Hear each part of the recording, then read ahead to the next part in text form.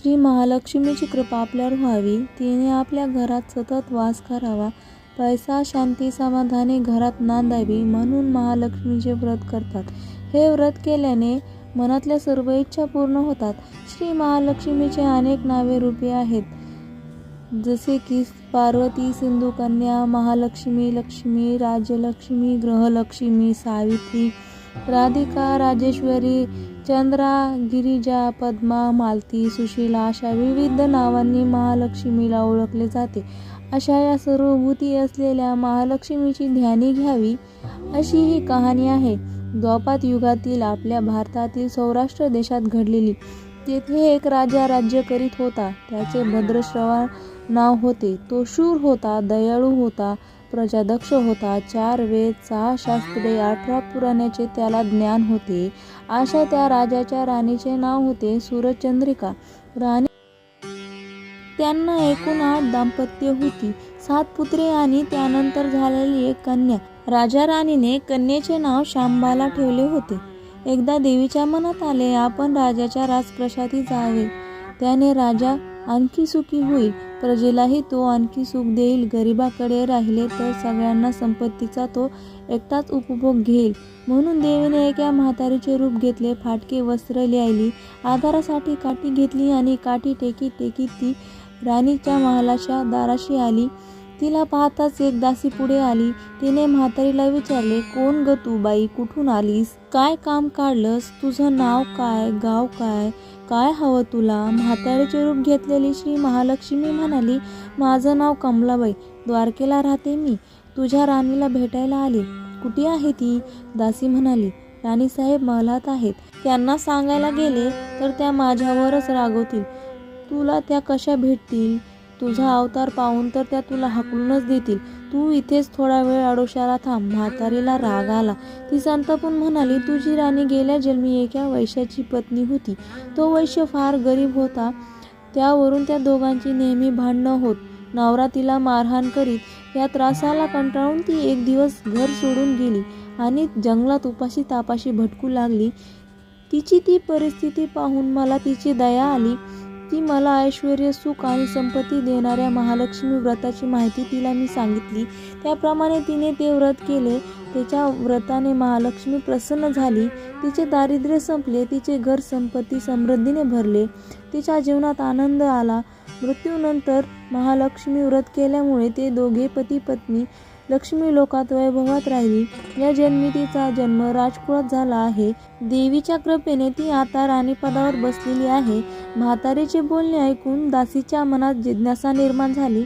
तिने म्हातारीला पाणी दिले, नमस्कार केला आणि म्हणाली, मला सांगाल ते व्रत, मी करेन ते नेमाने. उपणार नाही, मातणार नाही, घेतला वसा टाकणार नाही.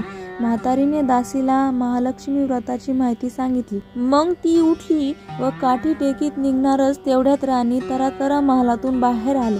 फाटके वस्त्र म्हातारीच्या अंगावर पाहताच ती संतापली आणि उर्मटपणे म्हणाली, कोण गो तू थेरडे, येथे कशाला आलीस, जा इथून. तिने पुढे हलवून म्हातारीला घालून दिले. ती म्हातारी म्हणजे प्रत्यक्ष महालक्ष्मीच होती हे राणीला कळले नाही. राणीचा तो उर्मटपणा पाहून महालक्ष्मीने तिथे न थांबता स्वस्थानी जाण्याचे ठरवले. राणीचा महाल सोडून म्हातारी निघणारच तोच एक मुलगी लगबगीने बाहेर आली. ती मुलगी होती राजकन्या शांबाला. तिने येऊन म्हातारीला नमस्कार केला.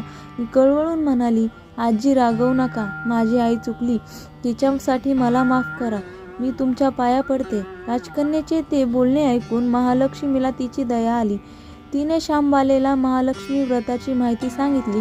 तो दिवस मार्गशीर्ष महिन्यातला पहिला गुरुवार. पुढे त्या दासीने महालक्ष्मी व्रत केले. तिची परिस्थिती सुधारली.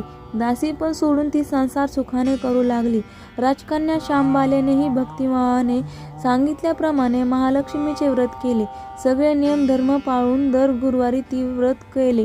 शेवटच्या गुरुवारी उद्यापन केले. लवकरच शांबालेचा विवाह सिद्धेश्वर नावाच्या राजाच्या मालाधरा नावाच्या राजपुत्राशी झाला. तिला राजवैभव मिळाले. लक्ष्मी व्रताच्या प्रभावाने तिचा संसार सुखासमाधानी चालू लागला. पण इकडे भद्रश्रवा व राणी चंद्रिकाला हळूहळू वाईट दिवस दिसायला लागले. त्यांचे राज्य गेले. त्यांचे सगळे वैभव ऐश्वर्य लयाला लागले. चंद्रिका राणी होती ती स्थिती आता बदलली होती. अन्नपाण्यालाही ती महाग झाली. भद्रश्रवाला फार वाईट वाटे, पण तो तरी काय करणार. एकेके दिवस चिंतेचा ओघत होता तसाच मावळत होता. एक दिवस भद्रश्रवाला वाटले मुलीकडे जावे, तिला पाहावे आणि 4-8 दिवस तिच्याकडे राहावे. त्याप्रमाणे तो जावयाच्या राज्यात आला. चालून चालून तो खूप दमला होता, म्हणून थोडा वेळ विश्रांती घेण्यासाठी तो एका नदीकाठी बसला. राणीची दासी नदीवर येत होती. तिने भद्रश्रवाला ओळखले. दासी धावत महलात गेली. राजाला बातमी सांगितली. शांबालेलाही ते समजले. शांबाला आणि मालाधाराने रथ पाठवून भद्रश्रवाला मोठ्या मानसन्मानाने राजवाड्यात आणले आणि त्याचा आदर सत्कार केला. काही दिवस जावयाच्या आणि मुलीच्या पाहुणचार घेत भद्रश्रवा राजवाड्यात राहिला. आता परत जायचे विचार त्याच्या मनात घोळू लागले. जावयाला त्याने सांगितले. जावयाने सहमती दिली. भद्रश्रवा परत जायला निघाला तेव्हा शांबालेने एक हंडा भरून धन पितेला दिले. तो हंडा घेऊन भद्रश्रवा घरी आला. मुलीने धनाने भरलेला हंडा दिला आहे हे ऐकून सूर्यचंद्रिकेचा आनंद गगनात मावेना. घाईघाईने तिने हंड्यावरचे झाकण काढले. आत पाहते तर काय, हंड्यात धन नव्हते, होते तर फक्त कोळसे. महालक्ष्मीच्या व कृपेने हंड्यातल्या धनाचे कोळसे झाले होते. चंद्रिकेने कपाळावर हात मारून घेतला. भद्रश्रवा हा चमत्कार पाहून चकितच झाला. दुःखाचे दिवस संपत नव्हते, दारिद्र्याचे भोग सुटत नव्हते. सूर्यचंद्रिकेला एक एक दिवस काढताना जीव मेटाकुटीला येत होता. एक दिवस सूर्यचंद्रिकेच्या मनातही लेकीला भेटण्याची इच्छा निर्माण झाली. त्याचप्रमाणे ती लेकीच्या घरी जाण्यासाठी निघाली. तो दिवस मार्गशीर्ष महिन्यातला शेवटचा गुरुवार होता. सूर्यचंद्रिका लेकीच्या घरी पोहोचली तेव्हा शांबाला व्रताचे उद्यापन करीत होती. शांबालेने आईकडूनही महालक्ष्मी व्रत करून घेतले. 4 दिवस मुलीकडे राहून सूर्यचंद्रिका परत आपल्या गावाला निघाली. लक्ष्मी व्रत केल्यामुळे काही दिवसातच त्यांना त्यांचे पूर्वीचे वैभव परत मिळाले. राज्यप्राप्ती झाली. पुढे काही दिवसांनी आई वडिलांना भेटण्यासाठी म्हणून शांबाला माहेरी आली.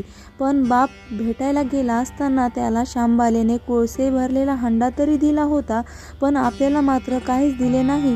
हा राग राणीच्या मनात होता. त्यामुळे शांबालेचे व्हावे तसे स्वागत कुणीही केले नाही. राणीना ते एका प्रकारचा अपमानच केला होता. पण शांबालेला आईचा राग आलेला नाही.